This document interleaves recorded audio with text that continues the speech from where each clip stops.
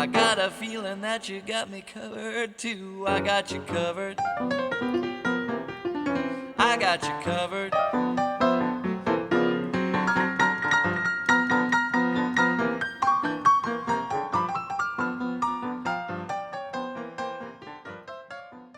Hello and welcome to Blessed to Crochet. You all know that I'm a huge Elvis fan, as you can see from Elvis behind me. This was a story that I found about 3 or 4 years ago, and I've told it a little bit on this channel, but I thought it was very appropriate to hear it again in a more condensed video on our channel. You know, over the holidays, let's show people that we care about them. And really, that needs to be all year through. Now, this story was told by Sonny West. I will put the link to the full video in the description below. I know some Elvis fans like or dislike Sonny West, so let's just be respectful in the comments. But he was there, and he could really tell this story the best.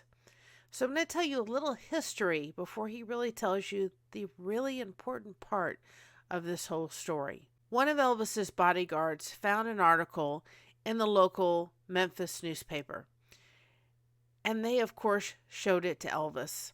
And Elvis read the article, and he immediately said, "Find out where this woman lives and get me the best wheelchair money could buy." She was born without legs, and they had actually built her a wooden platform with wheels, and they gave her roller skates to be able to use to move around. She had raised several children and grandchildren, and so she did amazing things with the limitations she had. I believe her husband worked with the railroad, and so Elvis and Priscilla, Sonny West, and so forth went to this woman's house. There may have been a couple other people along with Elvis. One very important fact: he didn't bring the local news stations with him. He didn't bring the papers with him. He went, put this wheelchair in the back of his car, and drove it himself to this woman's house to be able to give her the gift of this wheelchair. I want you to really pay attention to the end of this story, because sometimes we forget that just showing people we care can really make a huge difference, no matter what holiday season it is or whether it's just a normal day. It makes such a difference in somebody's life, and you may not know how much it did. So let us listen to Sonny West as Elvis has arrived at the home, taken the wheelchair out of the back of the car, and at the front door with him and several other people, and listen to what Sonny West says from that point on. She came out, we heard her come around that corner. The house was spotless. Comes out and we heard her. She comes around that corner face to face with that wheelchair. Oh my, oh my. And tears started coming to her eyes. She knew what it was. And tears came to our eyes. She asked if she could sit in it. We lifted her up, Elvis on the one side and I on the other, put her there, and she's checking it out. And I said, "Ma'am, now, I don't know how to tell you how to operate this thing," but he said, they demonstrated over there, and this here you can just go wherever you want to and get there fast and everything. So he said, "We just want you to have it." She starts crying, we start crying, and soon we're out of there. We have to get out of there. We walked outside and Alan said, "Elvis, I don't think she knew who you were." He said, "It doesn't matter. She knows someone cares." Did you hear what one of his bodyguards said to him? "Elvis, I don't think she knew who you were." He said it doesn't matter. Just that somebody knows someone cares about them. I know Elvis had some difficulties, and I know he struggled with some things. He certainly didn't live a perfect life. But I think what people forget about Elvis is that he had a very humble heart. Elvis would have much rather given than ever received anything. He felt like he was blessed beyond measure, and he wanted to share it with as many people as he could.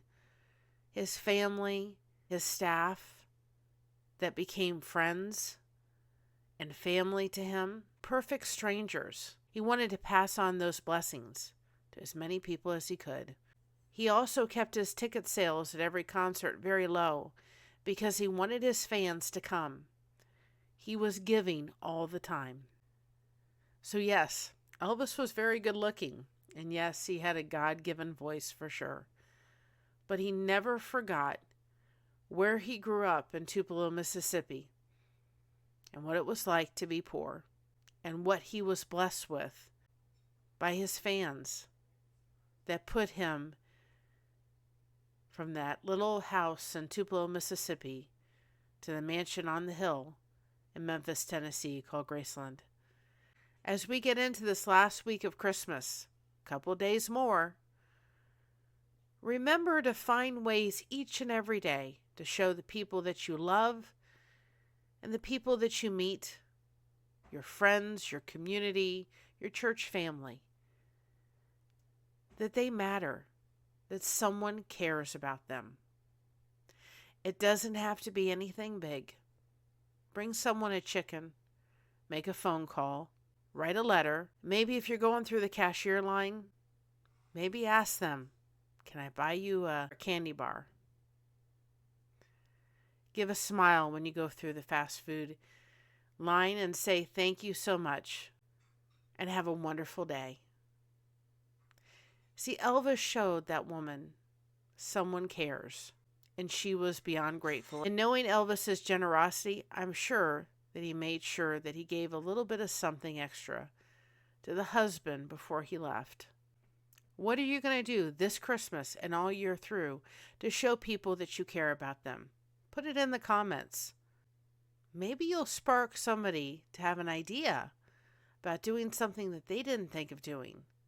Thank you, Elvis, for your wonderful voice, sharing that with the world.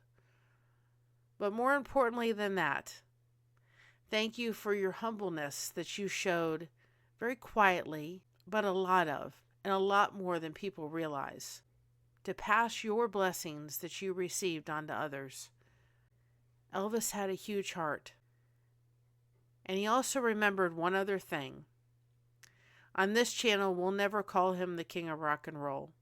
He certainly is a legend. He didn't like that phrase because he knew there was only one king, and that king was Jesus. So remember this Christmas that Jesus is the reason for the season. But above all, let's show people around us that we care and that we love them. You certainly, here at Blessed to Crochet, are the blessings behind Blessed to Crochet. And we are so thankful for our community. And I hope that we show every time that we go live or put out content that we care about you, that you're special to us and to our community that we have built here. So remember, be proud of being yourself. Everyone else is taken.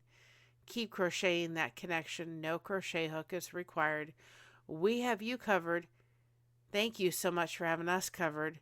We wish you and your family from Blessed to Crochet a very happy holiday and a wonderful and safe new year. And I think it's best to say it this way. Thank you. Thank you very much for all you do to support Blessed to Crochet and Blessings Through Connection. We'll see you on the next one. Merry Christmas and have a wonderful day or night wherever you're seeing this. We love you all. Bye-bye for now. So proud of being